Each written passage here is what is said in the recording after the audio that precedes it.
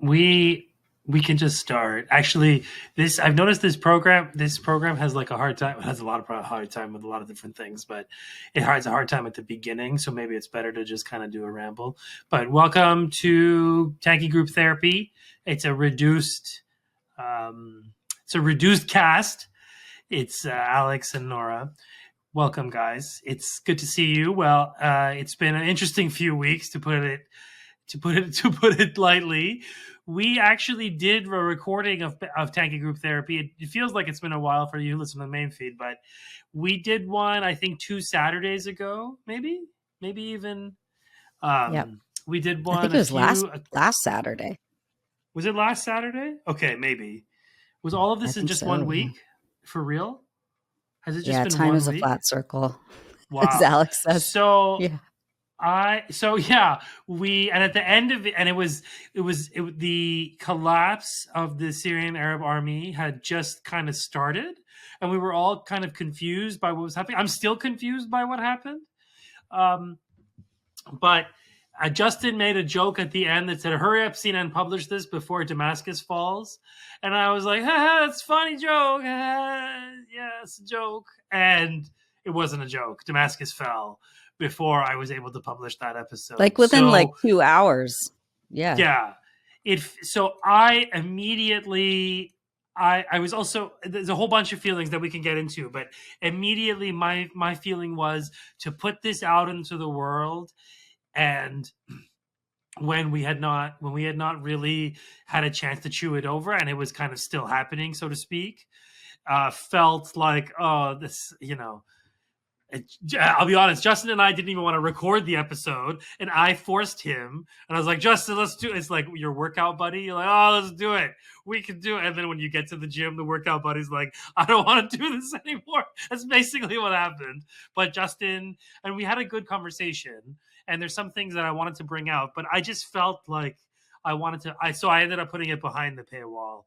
So if you really want to listen to that episode, it's called Damascus Deja Vu all over again.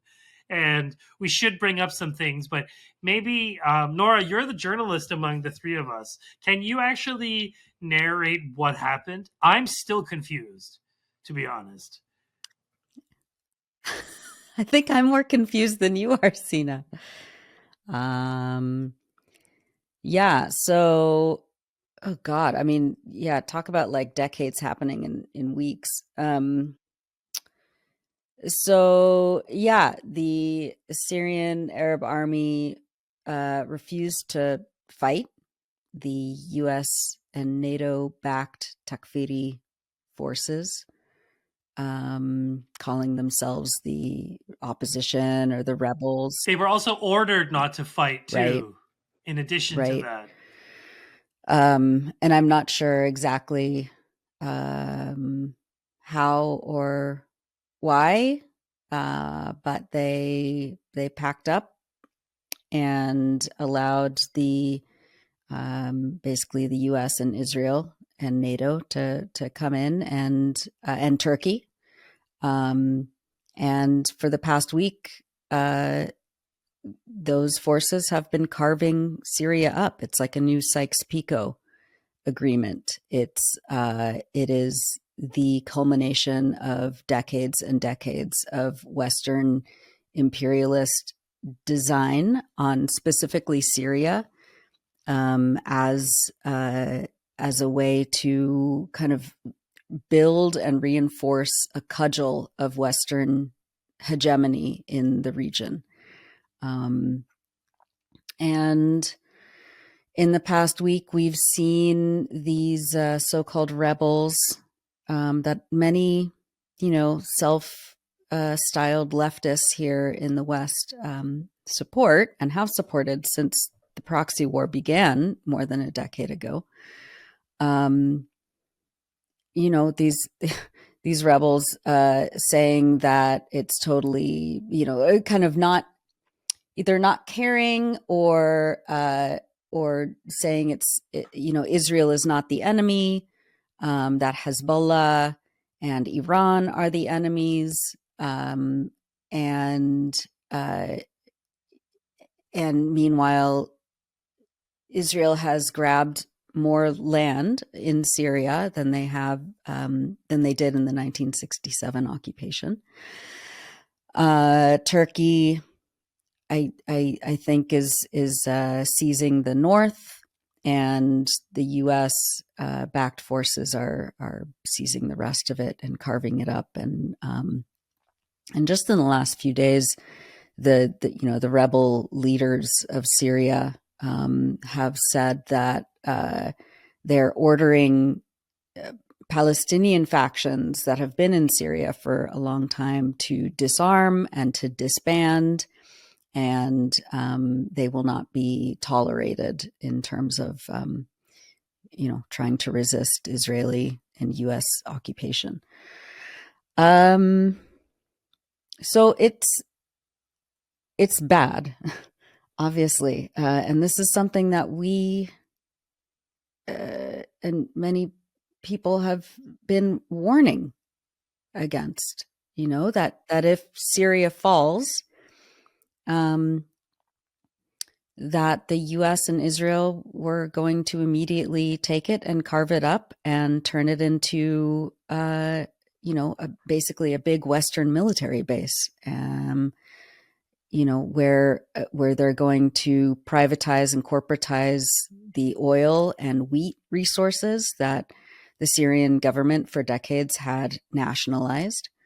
And it's just it feels like both a cash grab and a land grab and a power grab. And it is, it's something that we should all be very, cautious of, in terms of what comes next and what this means, again, for Palestine is, it's not good. I mean, I don't really know how to articulate it, but this is all, this is all meant to crush Palestinian resistance to Israel. It's meant to crush Lebanese resistance to Israel. It's meant to crush resistance around the region in obviously Iran and Iraq, Yemen, probably, to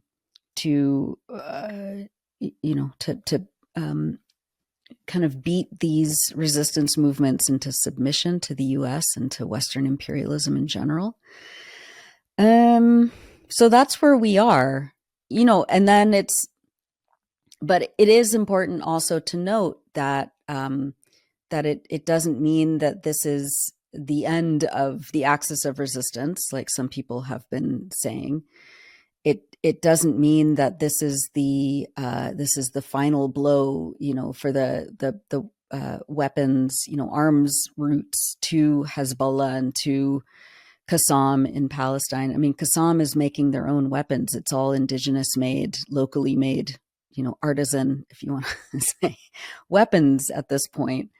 They don't need material support from anyone else in the region. That's been proven, and that's that's important to remind ourselves. And the same, I think, with Lebanon is that Syria wasn't the only land bridge from Iran in terms of weapons accumulation, and there are other ways. However, it is regionally, it's a disaster. And we're seeing how the corporate media is just launched into overdrive in terms of consent manufacturing, and in terms of giving platforms and congratulations to the to the Al Qaeda, Nusra, ISIS so-called rebels in Syria who are now in power. Really like rebranding these forces. It's so heinous. It's so heinous to see this playbook being carried out yet again, whether it was Libya or Iraq or Afghanistan. It's like, I don't, yeah, like we were saying just before we started recording, like, yeah, I don't have any energy anymore to fight with people about this. Either you get it or you don't. Um, and I think as actual leftists, as Marxists, as tankies, um, I think we, I think we have to remain focused. We have to keep the focus on Palestine, on Gaza in particular, um, and keep moving, and not let this this be a huge counter-revolutionary distraction. It's all ops. It's all it's COINTELPRO on a massive scale, on an international scale. Um, it's psychological warfare, and it's meant to create despair and distrust in the axis of resistance. It's meant to downplay the successes of the Palestinians and the Lebanese. And it's meant to distract us, so that we're, spending all of our time fighting, instead of focusing on Palestine. So I don't know. That's where I'm at. I don't.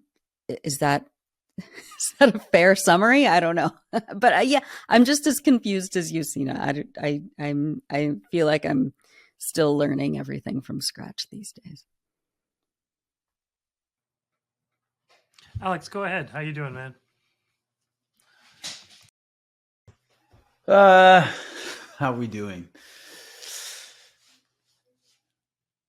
It's been, some of the stuff we talked about in the last episode that's behind the paywall. Like I'm going to reiterate some of that stuff, I guess. Like I'm still kind of shocked. I shouldn't be surprised, but I'm still kind of shocked with the rapidity of how the collapse of Syria in the last week or so has been represented in Western media outlets. Like I don't think we should be surprised, but for some, I'm stupid and I still am. The idea that in the course of a week we have a DEI friendly jihadi new leader of Syria. What we've seen the last 10 days, the recreating in real time the image of this guy and the movement that he leads. And to see, like, just, we were in our chat, we were just sharing some of the different like newspaper article headline. Like, it's just ridiculous, right? It's happening so quickly. This is why I'm like turning into Russ Cole, right? Like I'm going from time as a flat circle to why should I why should I live in history? Because the same shit's going to happen again and again. But it is still like, I'm still like, my conceptual coordinates to understand what's going on are still way off. What does seem very clear to me is that we saw the decimation of not Assad's regime. We're seeing the decimation of a Syrian state that took decades to build. Like the idea, this is the great man version of history being applied to understand politics and political developments in real time, right? The idea that an entire state was reducible to one man and one family, not to discount their power and their influence, obviously, but we witnessed over 500 airstrikes. Like the Israelis were bragging that this was the biggest air assault that they had conducted in the history of their little settler colony. Like their attacks on Syria's ability to defend itself. And so we see, right? We see what happens when a country and a people do not defend themselves against this Zionist settler colony. You get decimated. You get cracked open. You get torn apart. Your ability to exercise political, economic, and military sovereignty is completely taken away. And we know that, like, this is the thing that drives me insane also, that we've seen this happen like not that long ago. We saw it in Iraq. We saw it with Libya.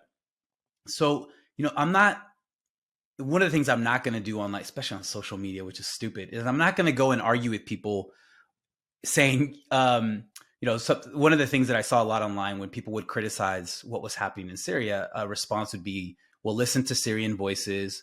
Are you going to deny Syrians joy at seeing the fall of Assad? Like, I'm not gonna, I'm not gonna go and tell people, yeah, don't be joyous, don't celebrate in whatever way you see fit.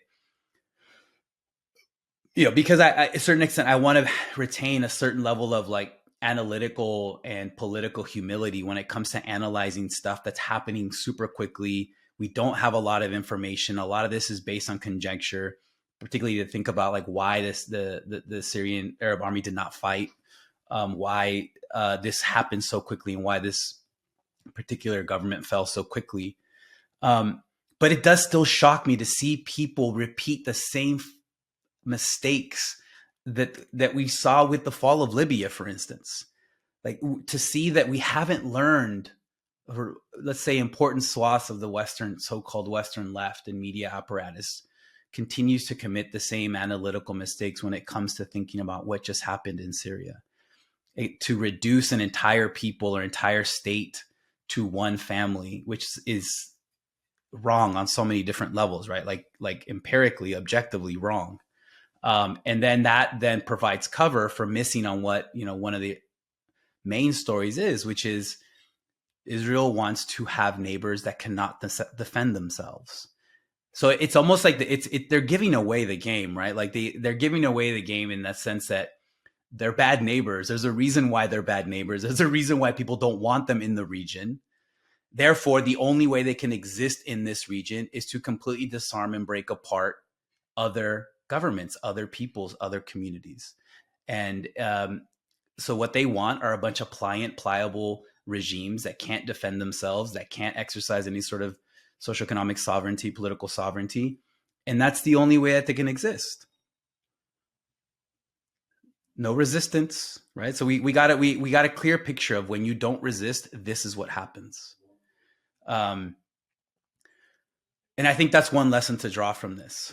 I'm with Nora. I'm not going to fight stupid social media fights with so-called leftists who are, I think, taking the wrong position and the wrong analysis to understand what just happened. I'm not going to do that. There's people who are way better at it. There's fellow tankies who are way better at it. And I don't know shit. You guys know more about West Asia than I do. But it still does shock me that we saw in the course of 2 weeks, people forget historical lessons that have been hard learned in the past 2 to 3 decades. And if you go back to the region that I'm most familiar with, I mean, this lesson goes back decades. Like, we just saw Contras being turned into freedom fighters once again. The only thing missing is Joe Biden coming out and calling al-Jilani and his people the moral equivalents of our founding fathers. That's the only thing missing. Which I always tell my students, like, there's actually some truth in that, just not in the way that Reagan meant it when he talked about the Contras death squads in Nicaragua. But that's really the only thing missing.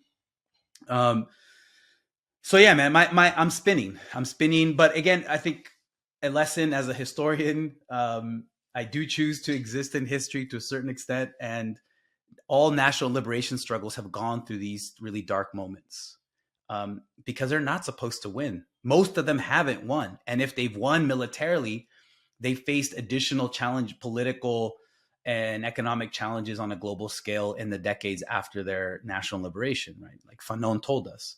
So we have to learn how to live with, during these dark times. We have to continue talking about Palestine. We have to continue to talk about Gaza. Apocalyptic doesn't even describe what's happening, that we know, thanks to the work of people like Nora and the brilliant journalists at EI from continue to platform from Gaza. That needs to be the focus. It continues to be the focus, I think. And that's what I'm holding on to. The idea that historically national liberation movements have these type of moments because they're not supposed to happen in the first place until they happen. And then it generally takes a long time for them to succeed. And even that success is a wager. It's not guaranteed. The hardest part in any sort of revolutionary process or national liberation process is perhaps not the military phase, but what comes next. So I think that helps me at least continue to think about what's happening, even as I continue to be enraged on social media, watching some folks just continually show their ass. It's really frustrating. No, thank you for that. And yeah, this has been a kind of totalizing experience, I guess, in some ways, because there's all these sort of multiple forces at play, I guess, that can be a bit like sort of dizzying. One is the sense is that this, whatever operation that this was, this kind of blitzkrieg attack from Idlib, which is like this northwest province of Syria, where large numbers of Takfiri rebels, so-called rebels, Contras, were assembled and housed as part of a deal between Russia and Turkey, I think in like 2019, I want to say, maybe even earlier, 2017. I can't remember. And ultimately, like this, whatever this thing was coincided with a silent, I don't want to say coup, but a pre-prepared plan of capitulation that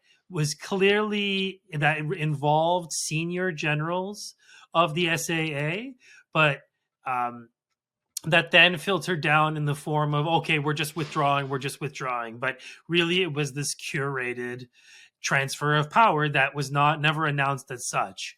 Partly, I think, because there are elements of the SAA who fought not for Assad, and I think this is the majority of them. In fact, they fought for the Syrian state, for the Syrian Arab Republic, and for Syria's sovereignty, which, as we've seen, has died in the last week. Which, died in between last Tankie Therapy and this Tankie Therapy. It's gone. There's no more sovereignty. Syria has no sovereignty.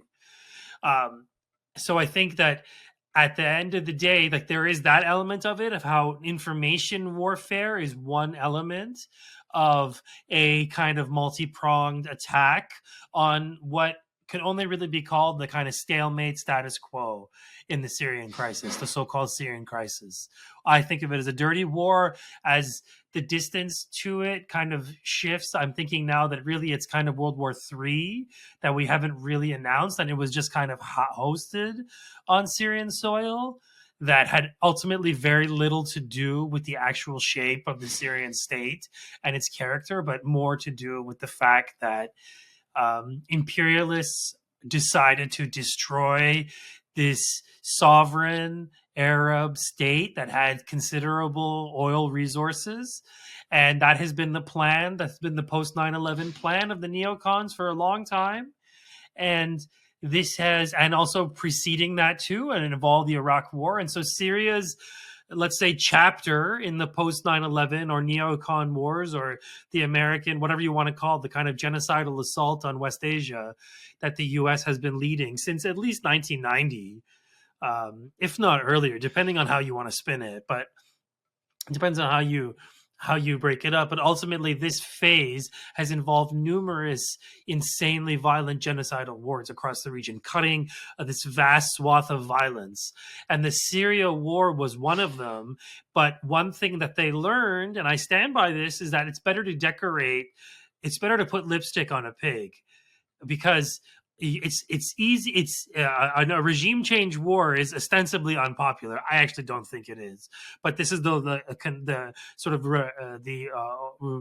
sort of ruling logic of Washington and the neocons, is that I think at some point the experience with the Iraq War taught them that it was better to decorate regime change projects in the cloth of national sovereign popular revolutions and upheaval. And this is not unique to West Asia. This is like the Gene Sharp kind of plan, is that you use these popular revolutions or protest movements are used to bog down police forces while you make moves across other ways. And I think Syria is one chapter of that. Libya is another chapter of that. I think that this is, and it was a tool used in Ukraine. And I don't think that these are tactics. And ultimately how they unfolded in Syria was this 15-year long hot war that paused for a few years, but kept going in the phase of a extremely violent war of starvation and siege.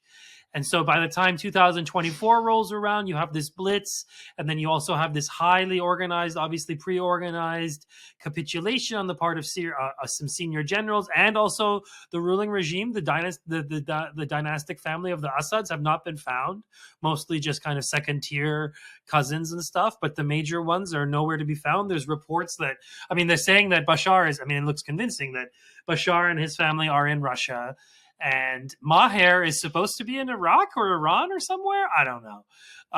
I frankly don't care that much at the end of the day. I think it's for other people. Sorry, I mean, there's construction in my house. I think for other people, other people are better at tracing out the sort of exactly what happened. I know from what I read about the Iranian angle is that Iranian generals and sort of IRGC types approached the Assad government several months ago, sort of articulating their concerns that they're getting intel of this planned attack. And according to them, this is what they're saying now, that the Assad government was not interested in sort of taking this on. So I don't know if you can. One theory that's been bogging around in my head is that, like, yeah, at some point the guy decided, I'm not going to do this anymore, and he planned an exit.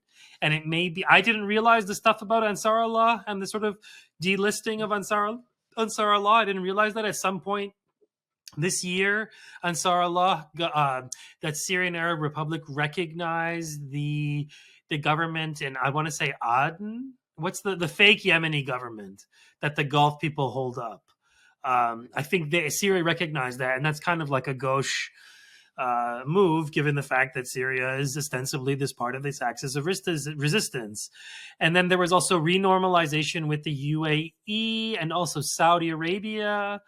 All of these things makes you, if you connect all these dots, which I am doing, with the fact that Bashar al-Assad and his family are still alive, it can't help but make me think that there was something WWF about this whole thing, that the fix was in beforehand, and the last people to find out were sort of SDF, that like SAA guys, who some of them died. I know people who knew people who died, who heard about. So it wasn't just some fake thing. There's that, like, you know, some SAA guys did make a stand, and it cost them their lives.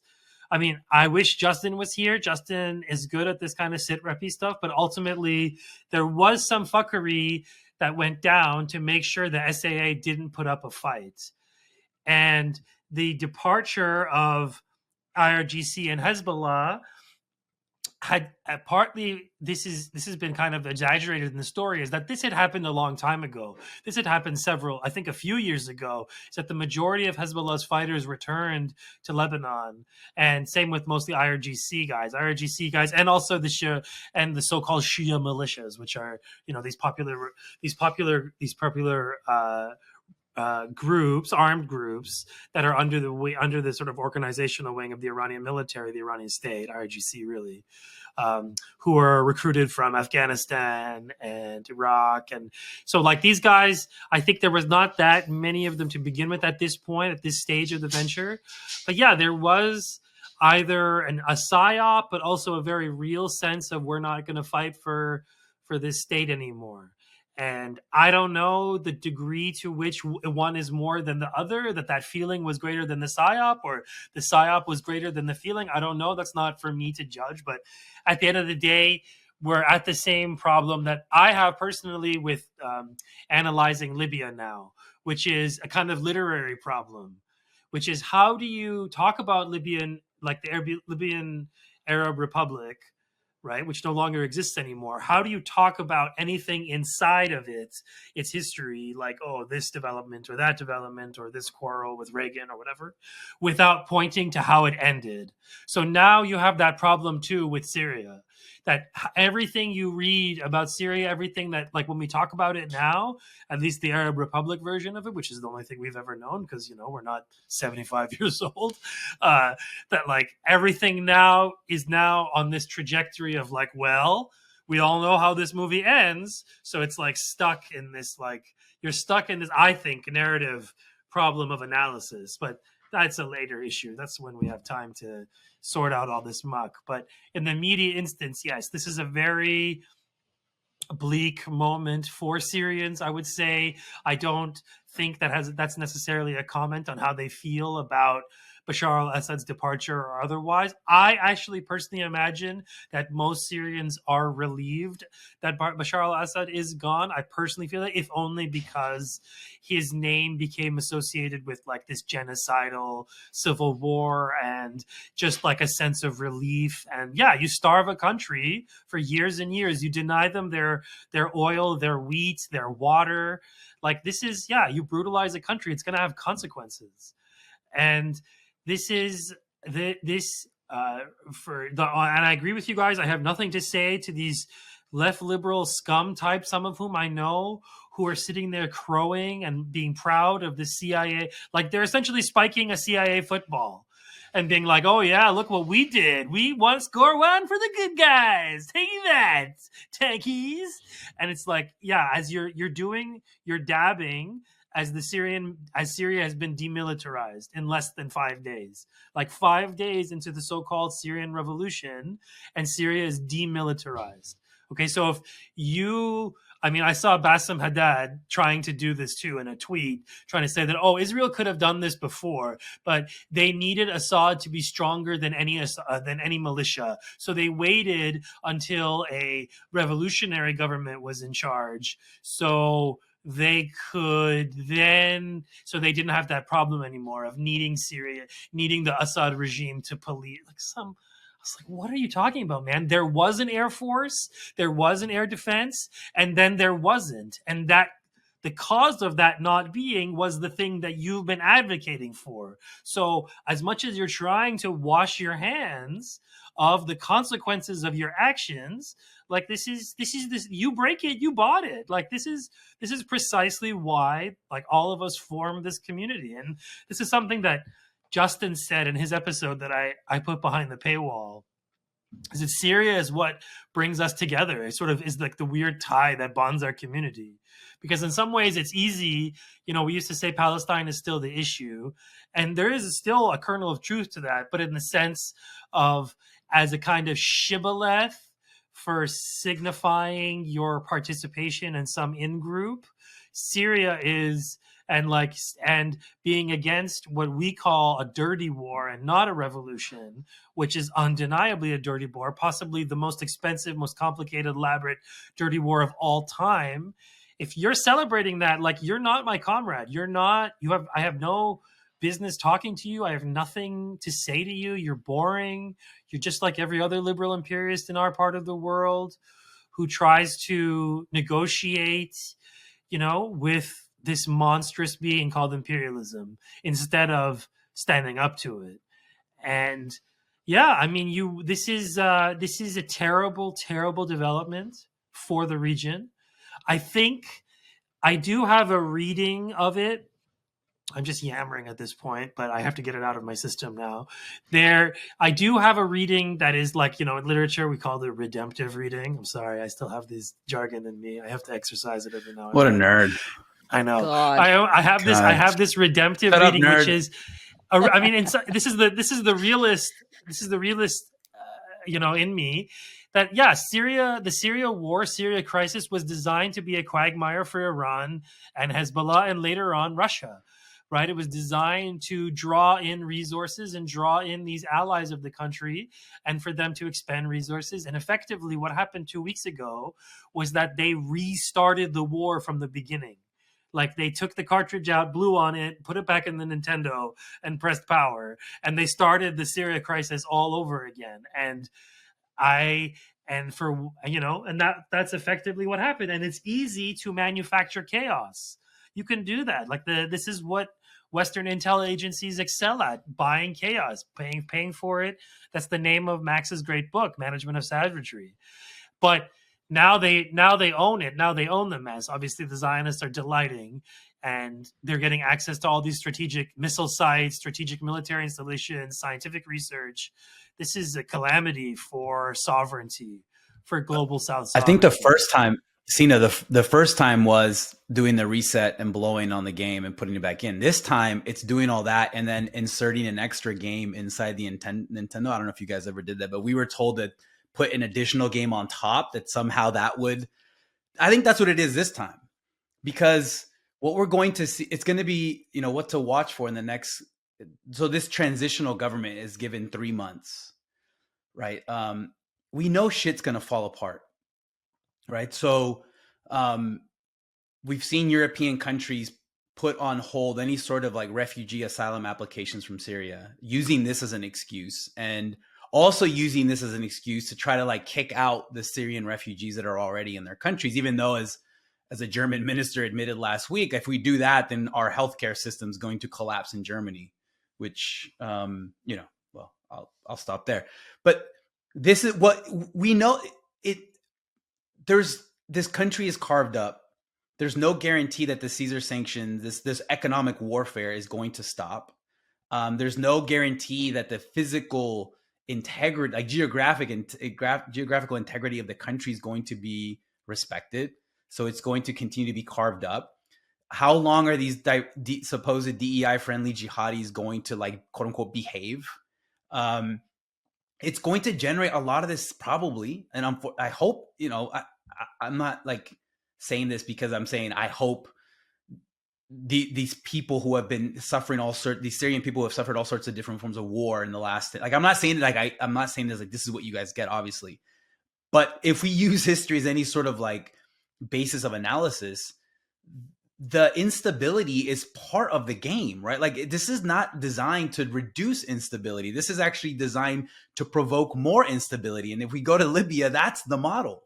It's supposed to stay broken, right? And as long as it stays broken, then it's going to generate what, right? But with Libya, the fact that it stays broken continues to generate those refugees flows that continue to go to Europe, that continue to create problems for the Europeans because they refuse to acknowledge that these problems began because they were in Libya, right? Like, so it's going, again, this is the flat, I guess, going back to the flat circle thing, right? Like, it's going to generate some of the same problems that we saw 10, 15 years ago. This is not going to resolve, this is not designed to resolve those problems. What this is designed to do is to maintain this country without sovereignty, to maintain it in an unstable condition. And what matters is, to use Franklin Delano Roosevelt's characterization of Nicaraguan dictator Somoza in the 30s, right? What matters is that these jihadis will be America's son of a bitch, right? They may be son of a bitches, but they're going to be ours, because, we haven't seen any prisons being emptied out in Idlib. We don't see the US advocating for prison abolition in a place like Saudi Arabia or the Gulf states. Or Sadeh Teman torture camp, that Israel is running. Right. Yeah. Where's Clarissa Ward, right? Like, yeah. What matters is that these guys are aligned to the U.S. imperial project. And we go back that's why anti-imperialists say that U.S. empire is a primary contradiction. And after all we witnessed the last 14 to 15 months alone, to like not put that at the forefront of analysis to understand what happened in Syria is one of the things that's driving me insane. Like, it's just, it's insane. Like that, they are the ones fueling a genocide. And now that genocide and the violence associated with it is spreading to other countries, and instability is the rule, not the exception. Yeah. I mean, this whole like accepting, I'm seeing all this accepting by self-described leftists,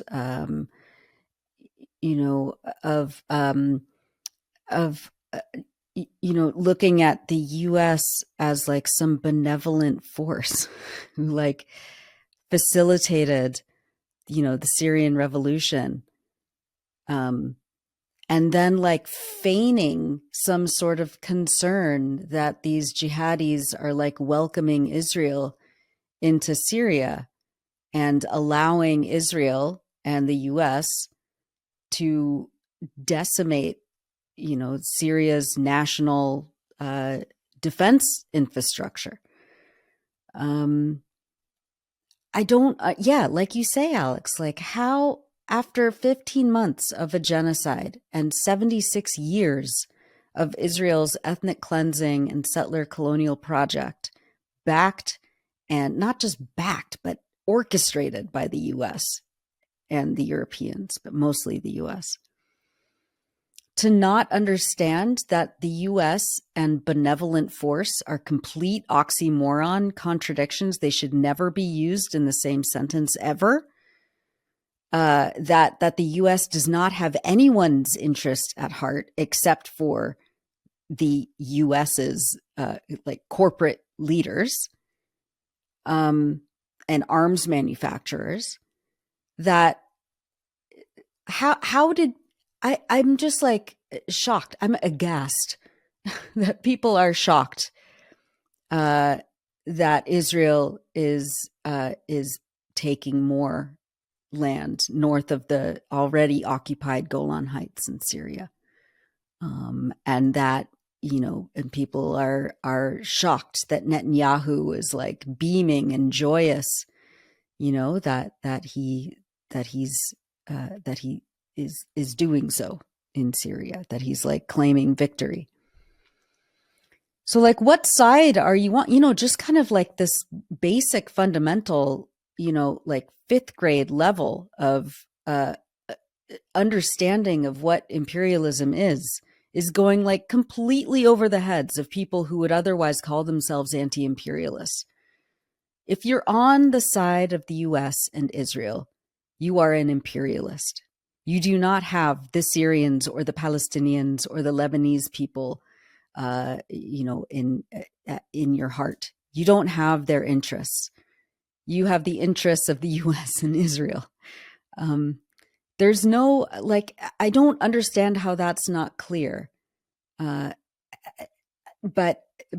apparently these lines are being blurred again, and people can say, I'm anti-Zionist, but I'm so glad that the U.S. and Israel overthrew Assad. Like, what are you saying? What are the words become completely meaningless yet again, completely meaningless, and it feels like, like as you said, people have learned nothing. And all of and then I'm like, all of the concern and crocodile tears that you've shown over the last 15 months in terms of the watching the genocide in Gaza, it was all fake, right? If you're on the side of the US and Israel, you are not on the side of Palestinians. That's just, I don't know how that's not like clear. But here we are. And this is the same argument that we were like bonding over in rage a decade ago, where all these, so-called pro-Palestinian, so-called leftists were demanding that the US and Israel overthrow the Assad government and install a new government that was friendly to the US and Israel. It's pathetic and it's dangerous, and I'm just like constantly like, in shock and depressed about this, because like, what are we doing here, people? And and our circle is ever shrinking. But I'm glad I have you guys. Because I'd be a fucking mess. I'd be right, all the hearts. Like, I would be hiding under my bed, soaked in tears, and I would be a shell of a person if I didn't have this community.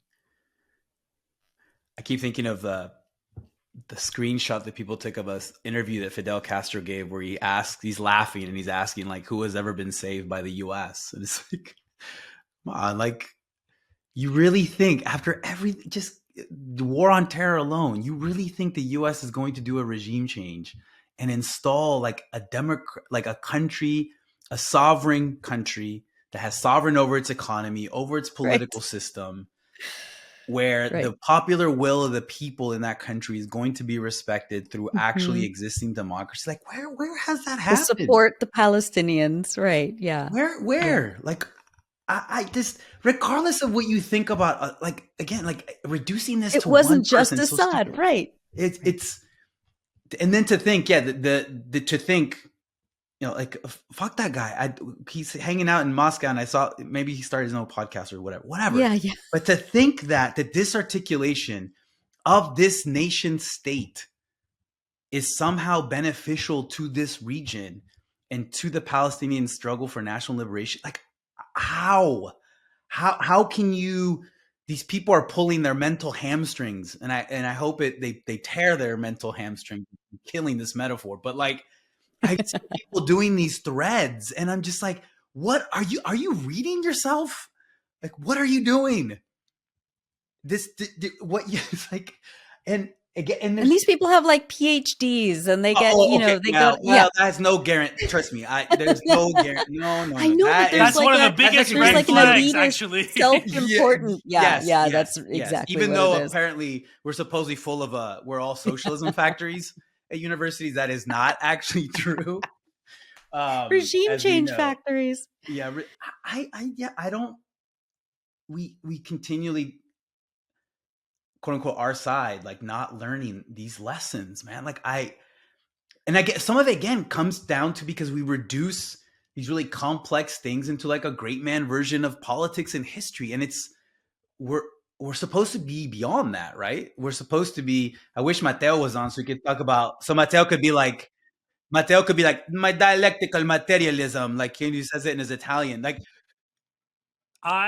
This what you were saying about though is that the great man of history, there's actually something more specific to it, which is that the whole obsession with Assad and making it about Assad and making this like a litmus test about Assad and a Machiavellian obsession with Assad, and you can align with any psycho right-wing takfiri like Salafi freak if it's in the name of overthrowing a dictator. Like that's like the liberal logic for all of this, is that like, yeah, it doesn't matter who the actors are, the ends justify the means. And so it's straight up Machiavellian like thinking. That's something that it's always appeared to me in like the regime change brain, as that like that's the operation. It doesn't matter what the consequences are, that I've localized my identity and my politics to this theater of conflict, and achieving this is like one in the international jihad for human rights. I mean, this is like the regime change brain in action.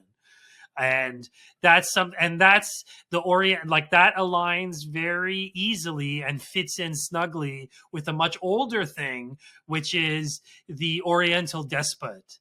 Right, so the Oriental society produces characters like Hafez al-Assad and Hassan Bashar al-Assad, because Orientals are prone to believing in these authoritarian figures and blah blah blah blah blah, and we need to, and that the whole Clarissa Ward stuff is actually another perfect continuation of that Orientalist thing, because it's then white women liberating brown men from other brown men. So it's like the ultimate colonial fantasy, and in their mind too, humiliation of Arabs, because like this is how they think, that Arabs want to be humiliated by women, and so we're going to send our theater kid fucking princess Clarissa Ward to do some hilariously bad acting and like rescue this guy who's the whole thing is turning out to be a farce, is that he was actually like a former government guard. Like the whole thing is so, and meanwhile all these things, I mean, this is the root of the issue,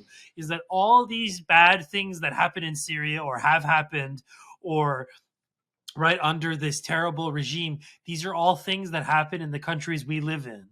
Right, that like every day, like we live in the most Assadist country of all time. Like, well, at least you guys do, and I do too. I live in a province of it, an undeclared province of it. Soon it might even be declared. Who knows? But ultimately, like you live, and you guys don't have culture, Sina. According to the president of Mexico, she said that Canada has no cultural riches. That was actually awesome. Go Claudia. Coming out of the gate strong. Yeah, that's awesome.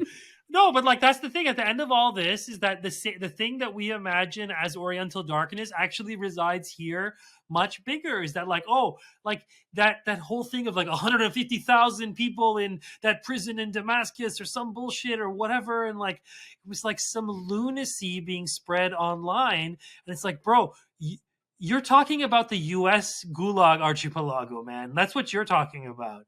Like, that's so, like, and forget the fact that the people liberating this prison have their own prisons in Idlib where they threw their political enemies. Like liberals and like the liberal brain and like the boomer mind that the CNN stuff is made for doesn't ask that question. It doesn't penetrate to that level of critical depth, being like, who are the actors in this situation? Who are the actual people who are enacting what I think to be as scenes, revolutionary scenes, right? So they've all read Tale of Two Cities. They all know about Bastille Day, and this is Syrian Bastille No, they Day. don't. Duh. You give it too much credit. No way. I give it too much credit, but in our mind, we do. Read. No, I mean, in the sense that, like, as a culture, we have these preconceived notions of freedom, and we align, and a lot of these regime change operations use those preconceived notions and symbols, and they feed them back to us. So in Syria, for instance, there was that stupid town with all the fucking obnoxious banners where they would put things that were like obviously to West. I think it was Kafar Nabal or whatever. Like they would always put these annoying slogans and stuff, and like, please bomb my country, you know, kind of bullshit theatrics. And so at the end of the day, Syria, you can learn about regime change and all of its contours. And you can also realize that, like, there's something deeply wrong with how we think and talk about the world, where all the things that are normal in our society, all the cruelties, all the terrors, all the political dispossession, all the authoritarian encounters with police, those get written off as normal.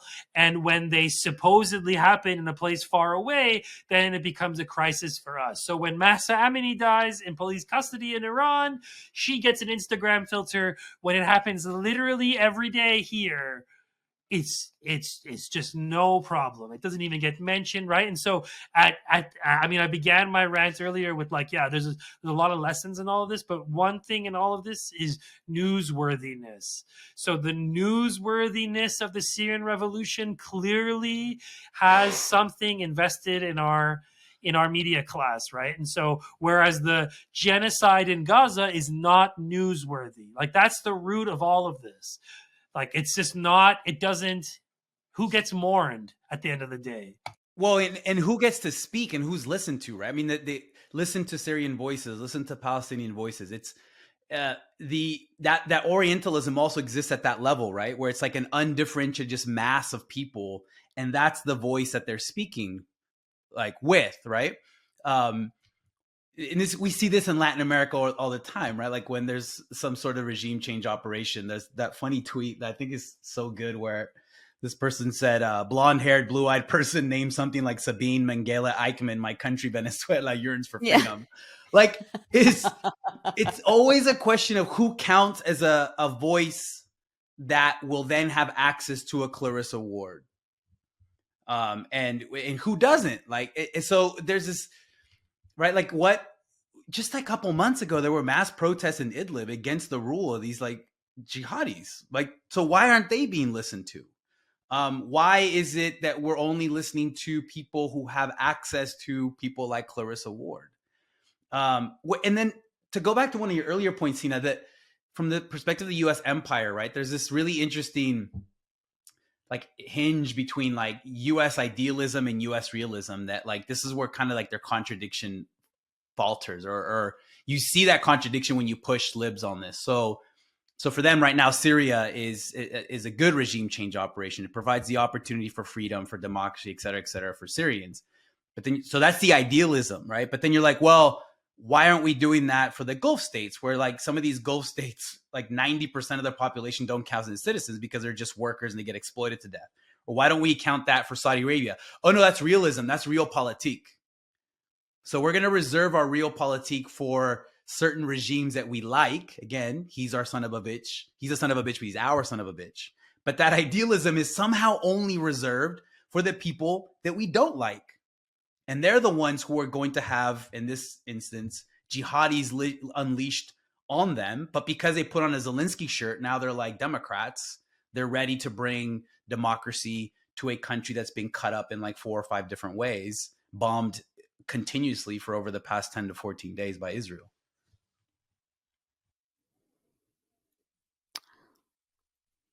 where do we go from here? I'm just like, I feel anchorless at this point, like, except for the anchor of,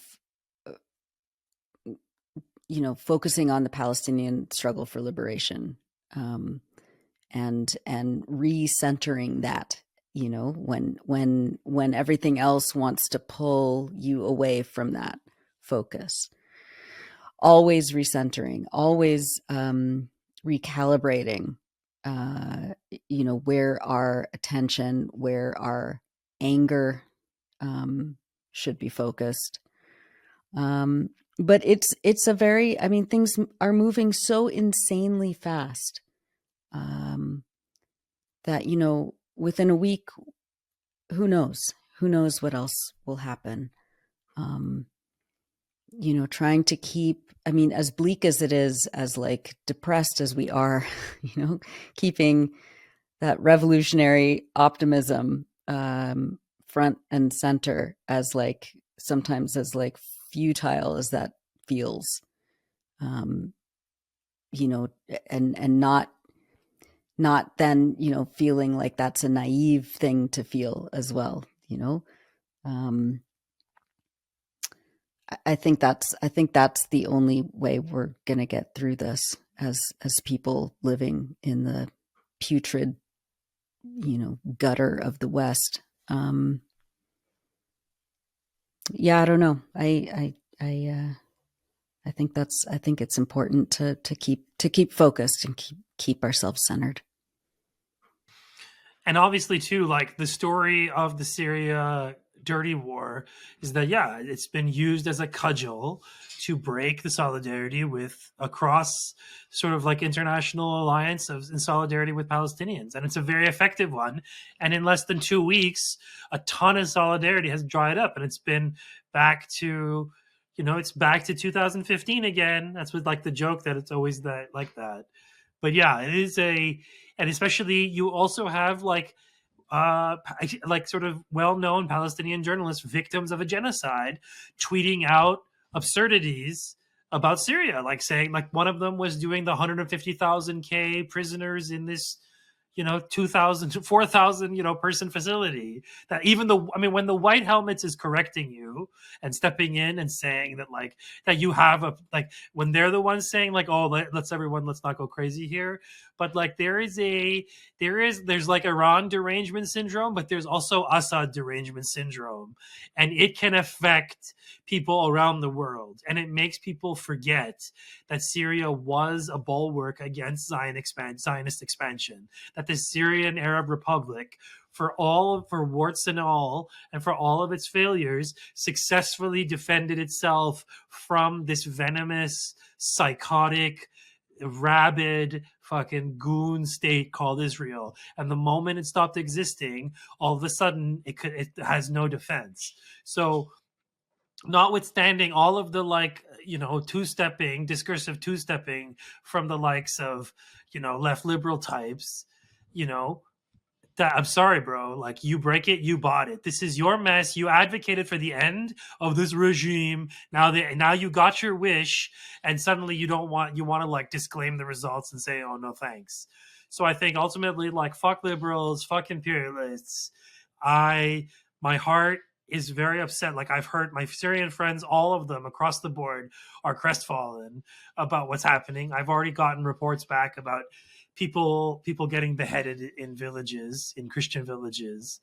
There's a lot of dark things being planned for Syria, and it's going to get carved up, and it's already occupied by Zionists. And so I just want to say that I hope that this at least makes people ask themselves, like, oh, why was it that Iran and Hezbollah, and to a lesser extent Russia, invested a lot of blood and money into defending Syrian sovereignty? That, like, this should make you ask why they were there. And in fact, if Iran was like the imperial power that they say it is, that this never would have happened. That if Iran was just using Syria as a proxy, then the moment that Bashar was even making a whiff towards normalizing with enemies and stuff, that they would have just coup d'etat him and said that, oh, here's our guy. And like, that wasn't the case. Iran respected the sovereignty of the Syrian state, even when it was giving up that sovereignty in effect, which is whatever this deal was. So I just simply have no patience anymore for these lies. And from now on, it's just gloves off. There's no holding back. If anybody gives me shit over this, I'm going to give them the Justin treatment, automatic block.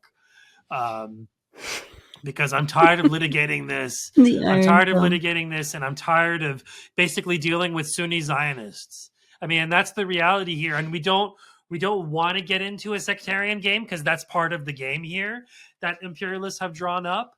But there is a contingent of Sunni Zionists. Some of them are Palestinian, and they hold considerable sway in positions of power and media.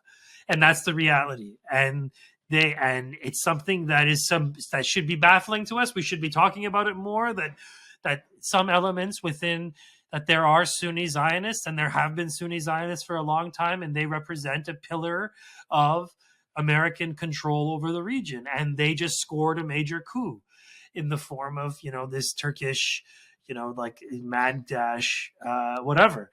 And so, that's something we're going to have to start talking about in the coming weeks and months. And that's a real block to Palestinian liberation, is that you have the active participation and cooperation of large numbers of Sunni Muslims under the auspices of Turkey, Qatar, the Muslim Brotherhood, and also the Gulf states, all very powerful institutions that are able to buy a lot of influence and soft power and also hard power. And they have scored a major victory in Syria, and that's the reality. And I will also say is that the contradictions of holding up the Syrian state were being borne by Iran, Hezbollah, and Russia. The latter less than the former two. And I think that now that is no longer the case, is that the quagmire nature of Syria hasn't changed, but it's somebody else's quagmire now. And although that, my first primary concern is for Syrian people, and they are going to suffer all this, is that I wouldn't say that necessarily Syria's role in the axis of resistance was some backbreaker. And people are citing the sort of clip of Syed Nasrallah, martyr Nasrallah, talking about Syria, but he said that in, I think, 2015. We're in 2024 now, and it's a much different axis. And I imagine that this was not a surprise to the leadership of Iran and the IRGC, the Axis. I don't think that this is a surprise. And I feel that we are dooming hard in our corner of things, partly because of the meaning of Syria and what role it played in our own community formation, and also because, more importantly, our concern for actual Syrians. So it hurts that way. But I think ultimately that I do think this was a world war that began, that used Syria as a theater, and all the elements of that world war, and it spread a little bit to Yemen. And now it's fully fledged also less so in Ukraine, because the combatants there are worldly combatants, but it's mostly Ukrainians being thrown at this. So I think ultimately, we're going to have to see what happens in Syria, but I wouldn't necessarily say that HTS is going to hold the country for 60 years. Let's see them hold it for 60 days. But I'm also getting out of the prediction business, because I'm very bad at predicting things. I can't even find my glasses. I lost my glasses, guys, earlier today, and I'm so upset, and I can't find them. And I asked my dog; she didn't find them. She's, a dog; she can't find glasses. But yeah, Sina, but to your point, the HTS itself represents a global force, embodies part of that World War aspect too, by where its fighters come from. The fact that Ukrainian drone operators were helping them in this offensive, and I don't know. I think you're right. I think we're not going to make predictions. We can't be, other than, I just have a hope. I hope that naive hope, right, that major catastrophe avoids the Syrian people, but it's unlikely, unfortunately. But you have this HTS force of, I don't know, tens of thousands who are going to be able to somehow hold a huge country that once had a SAA of over 200,000 soldiers. Like, this is, it's already getting bad, and it's going to get worse because, again, the rule is instability, not stability.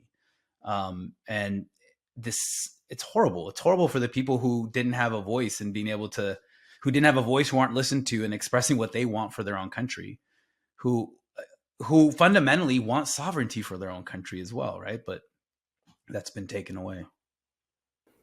Hang in there, guys. Yep. Sina, good luck finding your glasses. Yeah, good luck, Sina. Neruda wanted to say hi, so. Neruda. Yeah, I know. He's a good boy. I know.